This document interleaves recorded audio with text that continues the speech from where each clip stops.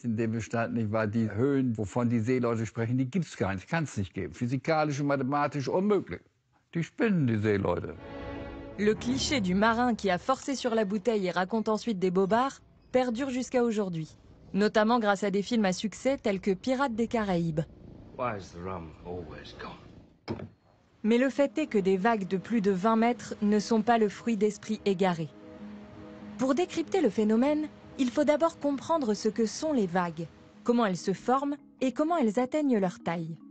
Facteur décisif, le vent. Der Wind bläst über eine Wasseroberfläche und er bringt Energie mit. Und er gibt einen Teil der Energie an die Wasseroberfläche ab. Und was macht die Wasseroberfläche damit? Sie macht Wellen. Und die Wellen transportieren die Energie. La hauteur des vagues dépend de 3 éléments. Premièrement, la durée du vent. Deuxièmement, sa force. Et troisièmement, le Fetch. Der Fetch, das ist die Länge, die der Wind zur Verfügung hat, um uneingeschränkt auf die Wasseroberfläche zu wirken. C'est dans les 40e rugissants, à proximité de l'Antarctique, que le Fetch est le plus long. À cette latitude, il n'y a guère de terre ou de montagne pour dévier ou gêner le vent, qui peut sans problème générer des vagues de 15 mètres de haut. En revanche, une hauteur supérieure va à l'encontre du modèle classique. En d'autres termes, d'un point de vue physique, les vagues scélérates sont extrêmement improbables. Die Wahrscheinlichkeit, dass eine Welle einer bestimmten Höhe auftritt, ist Gauss verteilt. Eine Gauss-Verteilung ist eine Kurve, die bei ganz kleinen Wellen sehr unwahrscheinlich ist. Dann gibt es ein Maximum, ein Extremum, das sind vielleicht so Wellen 6, 8 Meter hoch und dann geht die Wahrscheinlichkeit wieder runter. Und bei den sehr hohen Wellen, die dann vielleicht eine Höhe haben von 25 Meter, ist die Wahrscheinlichkeit natürlich sehr, sehr klein geworden dann. Und das ist der Grund, warum eigentlich nach dieser Vorstellung, dieser Gauss-Verteilung, tatsächlich diese besonders großen Wellen praktisch nie auftreten. Ce qui vaut pour les vagues vaut aussi pour les êtres humains, en tout cas leur taille. Elle aussi se distribue selon la loi de Gauss.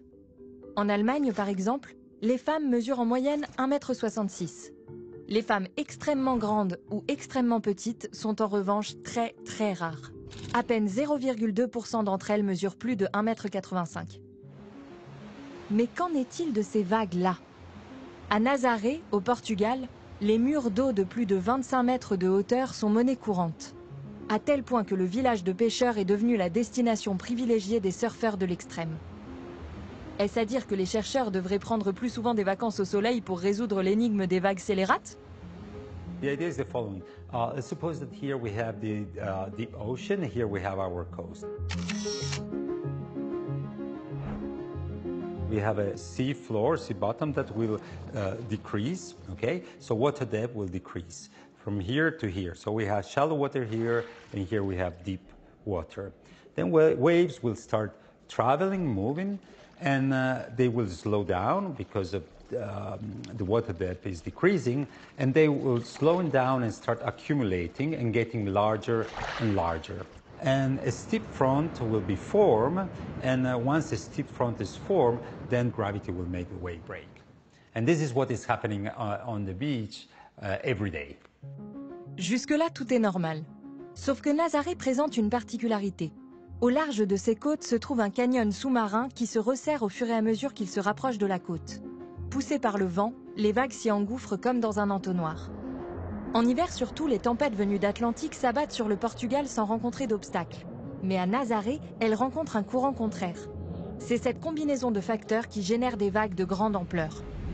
Bon, alors on a trouvé la clé du problème, non?